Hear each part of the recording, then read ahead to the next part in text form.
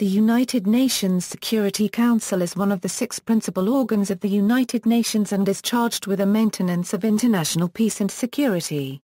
Its powers include the establishment of peacekeeping operations, the establishment of international sanctions, and the authorization of military action through Security Council resolutions. It is the only UN body with the authority to issue binding resolutions to member states. The Security Council held its first session on January 17, 1946.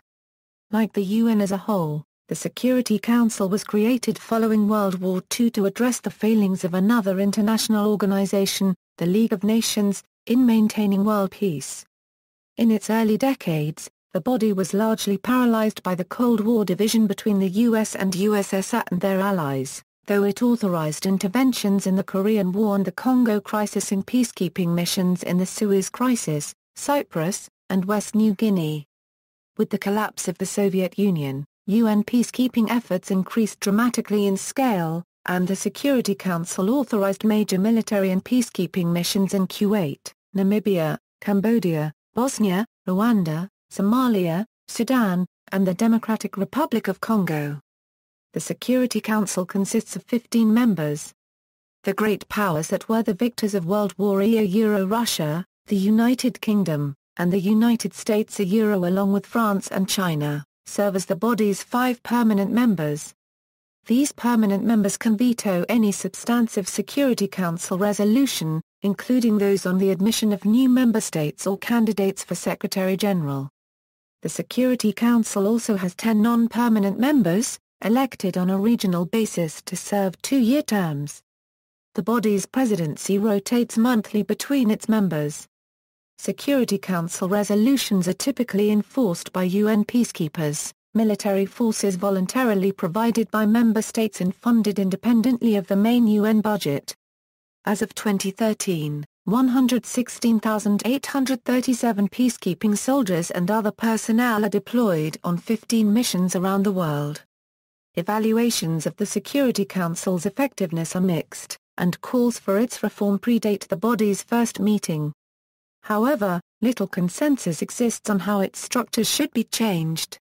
History, background and creation. In the century prior to the UN's creation, several international treaty organizations and conferences had been formed to regulate conflicts between nations, such as the International Committee of the Red Cross and the Hague Conventions of 1899 and 1907.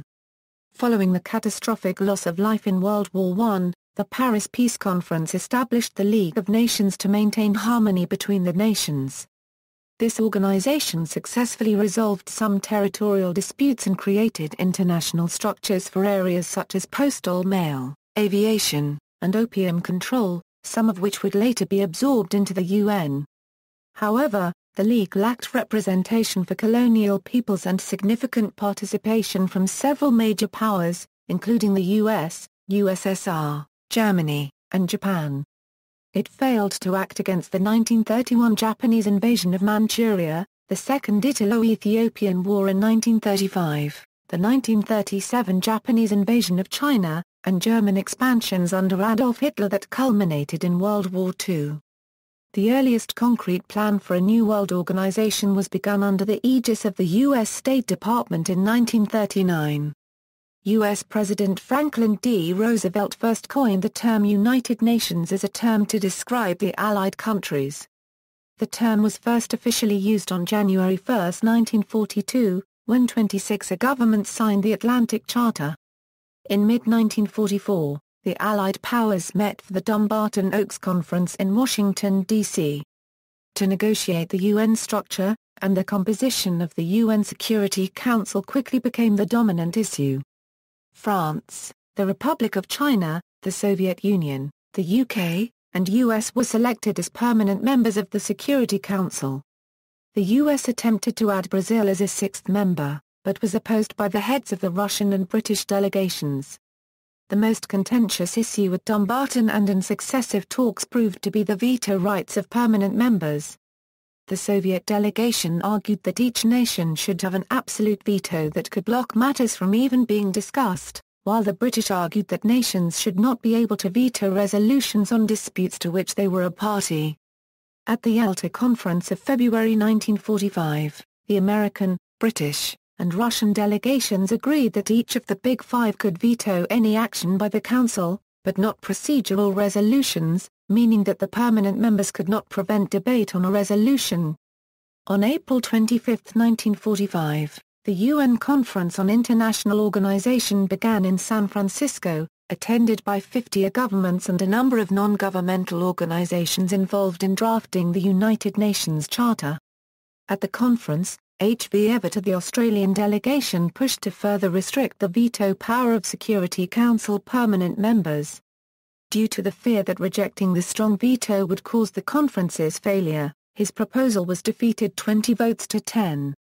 The Union officially came into existence on October 24, 1945 upon ratification of the Charter by the 5 then permanent members of the Security Council and by a majority of the other 46 signatories. On January 17, 1946, the Security Council met for the first time at Church House, Westminster, in London, England. Cold War. The Security Council was largely paralysed in its early decades by the Cold War between the US and USSR and their allies, and the Council generally was only able to intervene in unrelated conflicts. In 1956, the first UN peacekeeping force was established to end the Suez Crisis. However, the UN was unable to intervene against the USSR's simultaneous invasion of Hungary following that country's revolution. Cold War divisions also paralysed the Security Council's Military Staff Committee, which had been formed by Articles 45-47 of the UN Charter to oversee UN forces and create UN military bases. The committee continued to exist on paper but largely abandoned its work in the mid-50s. In 1960, the UN deployed the United Nations operation in the Congo, the largest military force of its early decades, to restore order to the breakaway state of Katanga, restoring it to the control of the Democratic Republic of the Congo by 1964. However, the Security Council found itself bypassed in favor of direct negotiations between the superpowers in some of the decade's larger conflicts, such as the Cuban Missile Crisis or the Vietnam War. Focusing instead on smaller conflicts without an immediate Cold War connection, the Security Council deployed the United Nations Temporary Executive Authority in West New Guinea in 1962 and the United Nations Peacekeeping Force in Cyprus in 1964, the latter of which would become one of the UN's longest-running peacekeeping missions. On October 25, 1971, over U.S. opposition but with the support of many Third World nations, the mainland, Communist People's Republic of China was given the Chinese seat on the Security Council in place of the Republic of China that occupied Taiwan. The vote was widely seen as a sign of waning U.S. influence in the organization. With an increasing Third World presence and the failure of UN mediation in conflicts in the Middle East, Vietnam, and Kashmir, the UN increasingly shifted its attention to its ostensibly secondary goals of economic development and cultural exchange. By the 1970s, the UN budget for social and economic development was far greater than its budget for peacekeeping. Post-Cold War. After the Cold War, the UN saw a radical expansion in its peacekeeping duties, taking on more missions in 10 years' time than it had in its previous 4 decades. Between 1988 and 2000, the number of adopted Security Council resolutions more than doubled, and the peacekeeping budget increased more than tenfold. The Union negotiated an end to the Salvadoran Civil War, launched a successful peacekeeping mission in Namibia, and oversaw democratic elections in post-apartheid South Africa and post-Khmer Rouge Cambodia. In 1991, the Security Council demonstrated its renewed vigor by condemning the Iraqi invasion of Kuwait on the same day of the attack, and later authorizing a U.S.-led coalition that successfully repulsed the Iraqis. Under-Secretary General Brian Urquhart later described the hopes raised by these successes as a false renaissance for the organization, given the more troubled missions that followed. Though the UN Charter had been written primarily to prevent aggression by one nation against another, in the early 1990s, the UN faced a number of simultaneous, serious crises within nations such as Somalia, Haiti, Mozambique, and the former Yugoslavia. The UN mission in Somalia was widely viewed as a failure after the US withdrawal following casualties in the Battle of Mogadishu, and the UN mission to Bosnia faced worldwide ridicule for its indecisive and confused mission in the face of ethnic cleansing. In 1994, the United Nations Assistance Mission for Rwanda failed to intervene in the Rwandan genocide in the face of Security Council indecision. In the late 1990s and 2000s, UN-authorized international interventions took a wider variety of forms. The UN mission in the 1991–2002 Sierra Leone Civil War was supplemented by British Royal Marines, and the UN-authorized 2001 invasion of Afghanistan was overseen by NATO. In 2003, the US invaded Iraq despite failing to pass a UN Security Council resolution for authorization, prompting a new round of questioning of the organization's effectiveness. In the same decade, the Security Council intervened with peacekeepers in crises including the war in Darfur in Sudan and the Kivu conflict in the Democratic Republic of Congo. In 2013, an internal review of UN actions in the final battles of the Sri Lankan Civil War in 2009 concluded that the organization had suffered systemic failure. The UN's role in international collective security is defined by the UN Charter, which authorizes the Security Council to investigate any situation threatening international peace. Recommend procedures for peaceful resolution of a dispute. Call upon other member nations to completely or partially interrupt economic relations as well as sea, air, postal, and radio communications, or to sever diplomatic relations. And enforce its decisions militarily, or by any means necessary. The Security Council also recommends the new Secretary-General to the General Assembly and recommends new states for admission as member states of the United Nations. The Security Council has traditionally interpreted its mandate as covering only military security, though U.S. Ambassador Richard Holbrooke controversially persuaded the body to pass a resolution on HIV/AIDS in Africa in 2000. Under Chapter 6 of the Charter, Pacific Settlement of Disputes, the Security Council may investigate any dispute, or any situation which might lead to international friction or give rise to a dispute. The Council may recommend appropriate procedures or methods of adjustment if it determines that the situation might endanger international peace and security. These recommendations are generally considered to not be binding, as they lack an enforcement mechanism. A minority of scholars, such as Stephen Zunes, have argued that resolutions made under Chapter 6 are still directives by the Security Council and differ only in that they do not have the same stringent enforcement options, such as the use of military force. Under Chapter 7, the Council has broader power to decide what measures are to be taken in situations involving threats to the peace, breaches of the peace, or acts of aggression. In such situations, the Council is not limited to recommendations but may take action, including the use of armed force to maintain or restore international peace and security. This was the legal basis for UN armed action in Korea in 1950 during the Korean War and the use of coalition forces in Iraq and Kuwait in 1991 and Libya in 2011. Decisions taken under Chapter 7, such as economic sanctions, are binding on UN members. The Security Council is the only UN body with the authority to issue binding resolutions. The Rome Statute of the International Criminal Court recognizes that the Security Council has authority to refer cases to the court in which the court could not otherwise exercise jurisdiction. The Council exercised this power for the first time in March 2005, when it referred to the court a situation prevailing in Darfur since July 1, 2002 Since Sudan is not a party to the Rome Statute, the court could not otherwise have exercised jurisdiction. The Security Council made its second such referral in February 2011 when it asked the ICC to investigate the Libyan government's violent response to the Libyan civil war. Security Council Resolution 1674, adopted on April 28, 2006, reaffirms the provisions of paragraphs 138 and 139 of the 2005 World Summit Outcome Document regarding the responsibility to protect populations from genocide, war crimes, ethnic cleansing and crimes against humanity. The Security Council reaffirmed this responsibility to protect in Resolution 1706 on August 31 of that year. These resolutions commit the Security Council to take action to protect civilians in an armed conflict, including taking action against genocide, war crimes, ethnic cleansing, and crimes against humanity. Members, permanent members. The Security Council's 5 permanent members, below, have the power to veto any substantive resolution. This allows a permanent member to block adoption of a resolution, but not to prevent or end debate.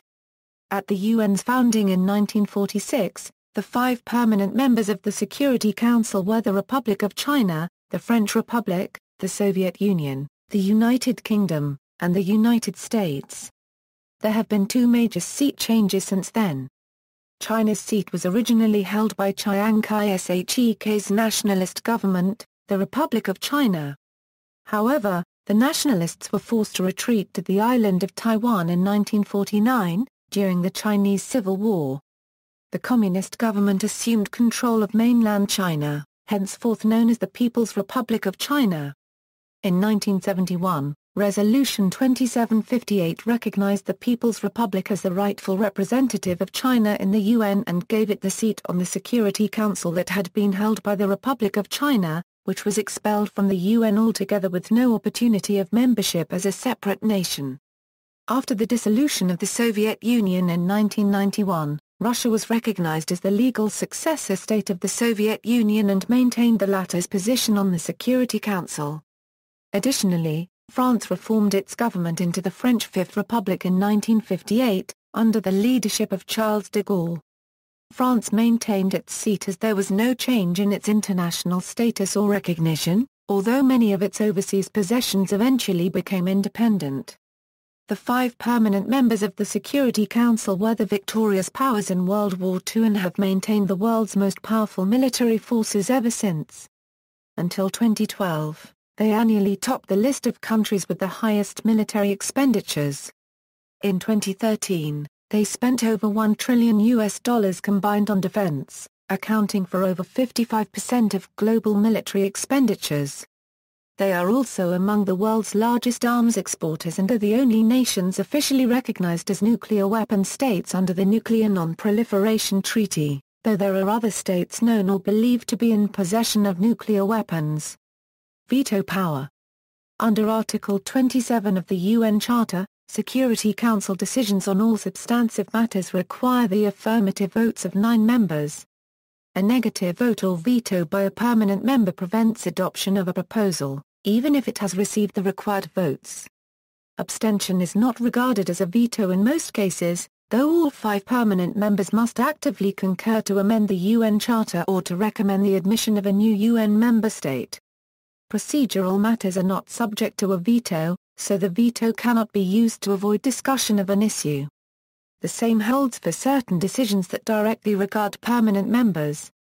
A majority of vetoes are used not in critical international security situations, but for purposes such as blocking a candidate for Secretary General or the admission of a member state. As of 2012, 269 vetoes had been cast since the Security Council's inception. In this period, China used the veto 9 times, France 18, Russia USSR 128, the UK 32, and the US 89. Roughly 2/3 of Russian Soviet vetoes were in the first 10 years of the Security Council's existence. Between 1996 and 2012, China vetoed 5 resolutions, Russia 7, and the US 13, while France and the UK did not use the veto. An early veto by Soviet Commissar Andrei Vyshinsky blocked a resolution on the withdrawal of French forces from the then colonies of Syria and Lebanon in February 1946. This veto established the precedent that permanent members could use the veto on matters outside of immediate concerns of war and peace. The USSR went on to veto matters including the admission of Austria, Cambodia, Ceylon, Finland, Ireland, Italy, Japan, Laos, Libya, Portugal, South Vietnam, and Transjordan as UN member states, delaying their joining by several years. Britain and France used the veto to avoid Security Council condemnation of their actions in the 1956 Suez Crisis. The first veto by the US came in 1970, blocking General Assembly action in southern Rhodesia. From 1985 to Euro 90, the US vetoed 27 resolutions, primarily to block resolutions it perceived as anti-Israel but also to protect its interests in Panama and Korea. The USSR, US, and China have all vetoed candidates for Secretary General, with the US using the veto to block the re-election of Boutros Ghali in 1996. Non-permanent members. Along with the 5 permanent members, the Security Council has temporary members that hold their seats on a rotating basis by geographic region. In its first 2 decades, the Security Council had 6 non-permanent members, the first of which were Australia, Brazil, Egypt, Mexico, the Netherlands, and Poland. In 1965, the number of non-permanent members was expanded to 10. These 10 non-permanent members are elected by the General Assembly for 2-year terms starting on January 1, with 5 replaced each year. To be approved, a candidate must receive at least 2/3 of all votes cast for that seat, which can result in deadlock if there are 2 roughly evenly matched candidates. In 1979, a standoff between Cuba and Colombia only ended after 3 months and a record 154 rounds of voting. Both eventually withdrew in favor of Mexico as a compromise candidate. A retiring member is not eligible for immediate re-election. The African bloc is represented by 3 members. The Latin America and the Caribbean, Asia Pacific, and Western European and others blocs by 2 apiece. And the Eastern European bloc by 1. Also, one of the members is an Arab country, alternately from the Asia Pacific or African bloc. Currently, elections for terms beginning in the even-numbered years select 2 African members, and 1 each within Eastern Europe, Asia Pacific, and Latin America and the Caribbean. Terms beginning in odd-numbered years consist of 2 Western European and other members, and 1 each from Asia Pacific, Africa, and Latin America and the Caribbean. The current elected members, with the regions they were elected to represent and their permanent representatives, are as follows. President. The role of President of the Security Council involves setting the agenda, presiding at its meetings and overseeing any crisis. The President is authorized to issue both presidential statements and notes, which are used to make declarations of intent that the full Security Council can then pursue. The presidency of the Council is held by each of the members in turn for 1 month, following the English alphabetical order of the member states' names. The list of nations which will hold the presidency in 2014 are as follows.